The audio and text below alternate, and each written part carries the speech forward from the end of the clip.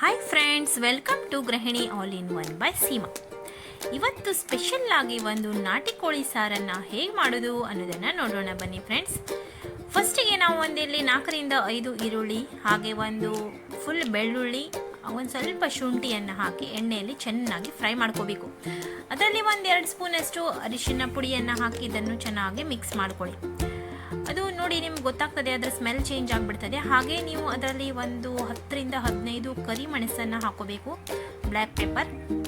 ಇದನ್ನು ಕೂಡ ಹಾಕಿ ಚೆನ್ನಾಗಿ ನೀವು ಇದೇ ಎಣ್ಣೆಯಲ್ಲಿ ಈರುಳ್ಳಿ ಜೊತೆ ಫ್ರೈ ಮಾಡಿ.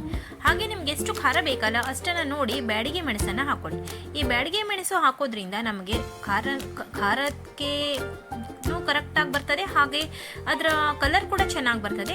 ಹಾಗೆ ನೀವು ಇಲ್ಲಿ ಎಷ್ಟು ಬೇಕು ನೋಡಿ, ನೀವು ಮನೆಯಲ್ಲಿ ಮಾಡೋದಾದರೆ ನಿಮ್ಗೆ ಎಷ್ಟು ಬೇಕು ಅಷ್ಟು ಕಾಯಿ ತುರಿಯನ್ನು ಹಾಕೋಬೇಕು. ನಾವಿಲ್ಲಿ 2 ಕಾಯಿಯನ್ನು ಯೂಸ್ ಮಾಡ್ತಿದ್ದೇವೆ. ಸ್ವಲ್ಪ ಜಾಸ್ತಿ ಪ್ರಮಾಣದಲ್ಲಿ ಮಾಡ್ತಿರೋದ್ರಿಂದ 4-5 ಈರುಳ್ಳಿಗೆ 1-2 ಕಾಯಿಯನ್ನು ಯೂಸ್ ಮಾಡ್ಕೊಂಡಿದ್ದೇವೆ. ಹಾಗೆ ಇಲ್ಲಿ ಮನೇಲಿ ಮಾಡಿರುವಂತಹ ಗರಂ ಮಸಾಲೆ ಪೌಡರನ್ನು ನಾನು ಸೇರಿಸ್ಕೊಳ್ತಾ ಇದ್ದೇನೆ. ಇಲ್ಲಿ ಒಂದು 4 ಸ್ಪೂನಷ್ಟು ಹಾಕ್ತಾ ಇದ್ದಾರೆ ಇಲ್ಲಿ ಗರಂ ಮಸಾಲೆ ಪೌಡರನ್ನು. ಮತ್ತು ಇದನ್ನು ಚೆನ್ನಾಗಿ ಈರುಳ್ಳಿ, ಶುಂಠಿ, ಬೆಳ್ಳುಳ್ಳಿ, ಹಾಗೆ ಬ್ಯಾಡಗಿ ಮೆಣಸು ಮತ್ತು ಕಾಯಿ ತುರಿ ಇದನ್ನು ಗರಂ ಮಸಾಲೆ ಪೌಡರ್ ಜೊತೆಗೆ ಮಿಕ್ಸ್ ಮಾಡಿದ್ದಾರೆ.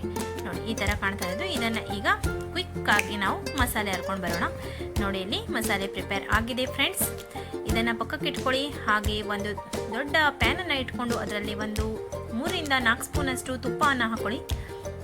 ಇದನ್ನು ಕೂಡ ಸಹ ಮನೆಯಲ್ಲಿ ಮಾಡಿದ ಫ್ರೆಶ್ ತುಪ್ಪ ನಮ್ಮದು. ಹಾಗೆ ಅದರಲ್ಲಿ ಸಣ್ಣದಾಗಿ ಕಟ್ ಮಾಡಿಕೊಂಡಂತಹ ಈರುಳ್ಳಿಯನ್ನು ನಮ್ಮಮ್ಮ ಇಲ್ಲಿ ಸೇರಿಸ್ಕೊಳ್ತಾ ಇದ್ದಾರೆ. ಅವ್ರು ನಮ್ಮಮ್ಮನ ಮಾಡುವಂತಹ ರೆಸಿಪಿ ಇದು.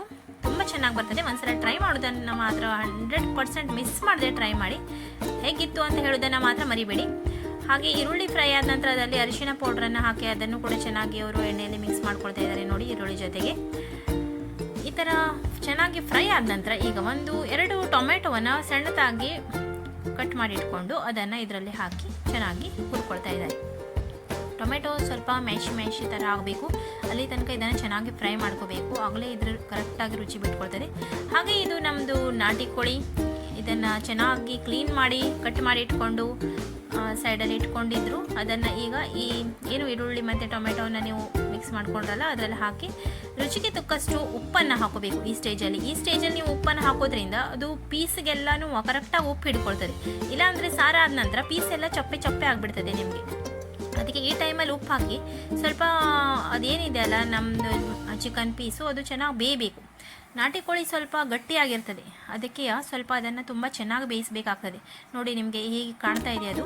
ಅದರಲ್ಲಿ ಈಗ ಚೆನ್ನಾಗಿ ಬೆಂದಾದ ನಂತರ ನೀವೇನು ಪ್ರಿಪೇರ್ ಮಾಡಿ ಇಟ್ಕೊಂಡಿದ್ರಲ್ಲ ಮಸಾಲೆ, ಅದನ್ನು ಅದರಲ್ಲಿ ಹಾಕಬೇಕು. ಅದಕ್ಕೂ ಮುಂಚೆ ಫ್ರೆಂಡ್ಸ್ ವಿಡಿಯೋವನ್ನು ಹೋಗಿ ಲೈಕ್ ಮಾಡಿ, ಸಬ್ಸ್ಕ್ರೈಬ್ ಮಾಡ್ಕೊಂಡು ನೋಡಿ. ಹಾಗೆ ಪಕ್ಕದಲ್ಲಿರುವಂತಹ ಬೆಲ್ ಐಕಾನನ್ನು ನೀವು ಕ್ಲಿಕ್ ಮಾಡೋದ್ರಿಂದ ನಿಮಗೆ ನೋಟಿಫಿಕೇಷನ್ ಸಿಗ್ತದೆ. ನೆಕ್ಸ್ಟ್ ವಿಡಿಯೋ ನಿಮಗೆ ಕ್ವಿಕ್ಕಾಗಿ ಸಿಗ್ತದೆ. ಈಗ ನೋಡಿ ಇದು ಕಂಪ್ಲೀಟಾಗಿ ಬೆಂದೋಗಿದೆ.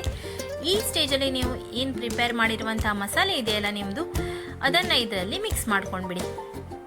ನೋಡಿ ನಮ್ಮಮ್ಮ ಇಲ್ಲಿ ಮಸ್ತಾಗಿ ಒಂದು ಮಸಾಲೆಯನ್ನು ರೆಡಿ ಮಾಡಿ ಅದರಲ್ಲಿ ಹಾಕಿ ಈಗ ಚೆನ್ನಾಗಿ ಮಿಕ್ಸ್ ಮಾಡ್ತಿದ್ದಾರೆ. Wow, tempting. ನೋಡಿದ್ರೇ ತುಂಬ ಬಾಯಲ್ಲಿ ರುಚಿ ನೀರು ಬರ್ತಾ ಇದೆ. ಫುಲ್ ಯಾವ ಥರ ಆಗಿತ್ತು ಅನ್ನೋದನ್ನು ನೀವು ಊಹಿಸ್ಲಿಕ್ಕೂ ಸಾಧ್ಯ ಇಲ್ಲ.